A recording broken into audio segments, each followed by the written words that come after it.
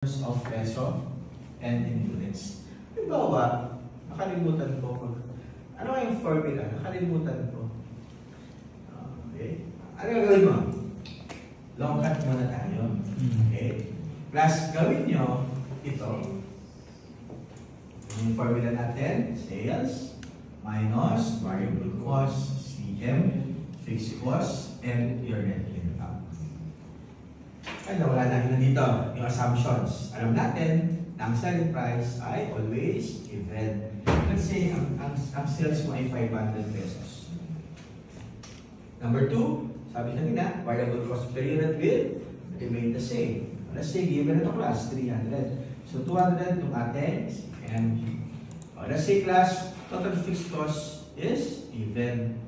Plus, pag nakalimutan mo yung formula, kailangan gawin mo. Makukumpit na natin yung sales at break-even and yung ating in units. Diba? Okay. Paano?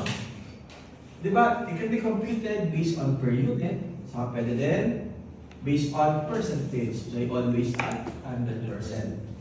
300 divided by 500. It's 60% yun. And this one is at 40%. Plus, ano gagawin mo? Pagtaas tayo, no? Okay.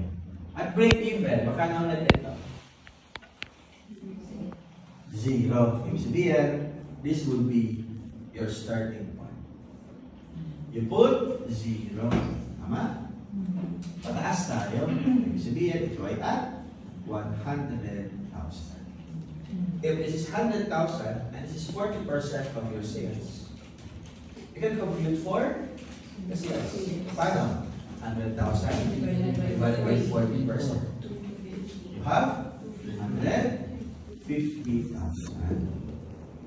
250 divided by 500, that would be your 500 units. Ano ito class? That would be your units. Ito class ay 150. Ibig sabihin, if your sales at 250, you have 0 net income. If you have 500, you have 0 net income. My question, what if 501 na is your sales? Without computing for the long run, magkano yung ating net income? Shortcut. Okay, 200. Very good. The answer here is at 200. Ano yung shortcut niya? Shortcut niya is that you have your sales increase. So we multiplied by CM. Magkano ang increase? Piso. Magkano yung CM? 200 pesos. Ibig sabihin, you have 200. Ito yung shortcut. Ano yung long cut? We go with our long cut. Ito ay always at 100,000, di ba? 501 times 500. I think 250, 500 ba yun? Tama ba? Tama na?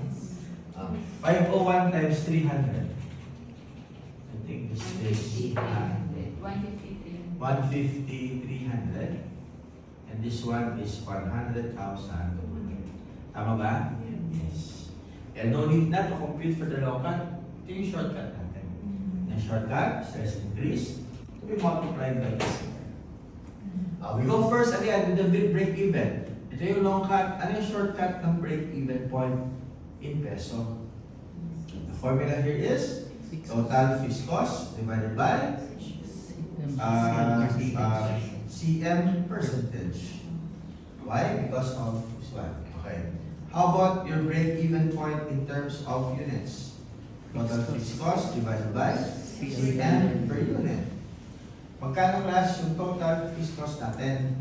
100,000. Magkano class yung CM percentage? 40%. Ibig sabihin, you have here 250,000. How about the break-even point in units? 100,000 divided by 200. Tama ba ng 500 din? The answer is yes. Bahala kayo class. You can do long cut, you can do shortcut using the formula. Question. Sir, pwede ba sir na CM to? Pwede ba na CM to? Yes or no? Yes. Why?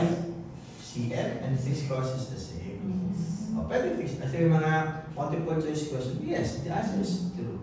Pero huwag mo naman na CM, no? Kasi mamaya, pag na-inapipit na ng sales required to have target profit, may baka ma-double pa. Kaya we go now, fixed cost, no? Pero tama class, pwede. Okay, pwede yun. No? Sige. Next one. Okay na ba ito? Erase na. Next one. Next one is all about okay. Class, pag may tax ba tayo?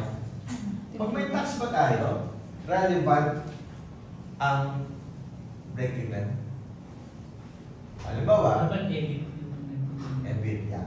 Compute for the sales and ganito, and taxes that look like this. Relevant ba ang tax sa break-even? Yes or no? Yes. Okay. No. The answer is common sense. Pag zero ba ang net income, may tax pa tayo? Wala. Ibig sabihin, ang break-even dito ay hindi. Kaya huwag kayo matakot. Huwag kayo matakot. Compute for the break-even if your selling price is like this, variable cost is like this, fixed cost is like this, and the tax is for inabang Sa company namin sir, ganyan. may tax pala kung paano na. O, irrelevant ang tax. Irrelevant ang tax if may break-even. Okay. Net income is zero. Kung zero ang net income, may tax pa. Wala. Ibig sabihin, ang tax ay relevant lang sa computation for sales required.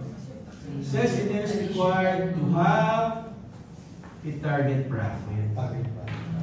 Target profit lang siya. Relevant. Okay? Lalo na kung may target profit before tax or target profit after tax. Okay. We go first with sales in units to have a target profit of, let's say, 120,000.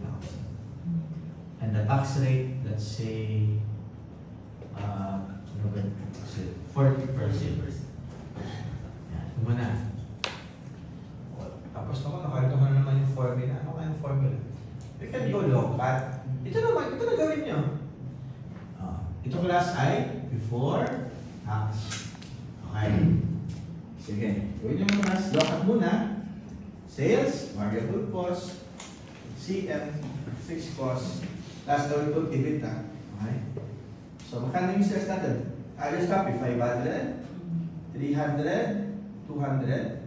Then you have here 100,000. Ang sabi, you have a target profit of 120. Complete na ba? Yes. Gawin mo, pataas. Diba? Ito ay always at 100%, 60%, and 40%. Okay. So first step, lagay mo yung 120,000. Pataas tayo class. Ito yung magiging 220. The 220 is 40% of your sales. Kanya. 220 divided by 40%. 550,000. And that would be your sales. In peso, to have a target profit of 120 before tax. 550 divided by 500. Take 1 units. Okay.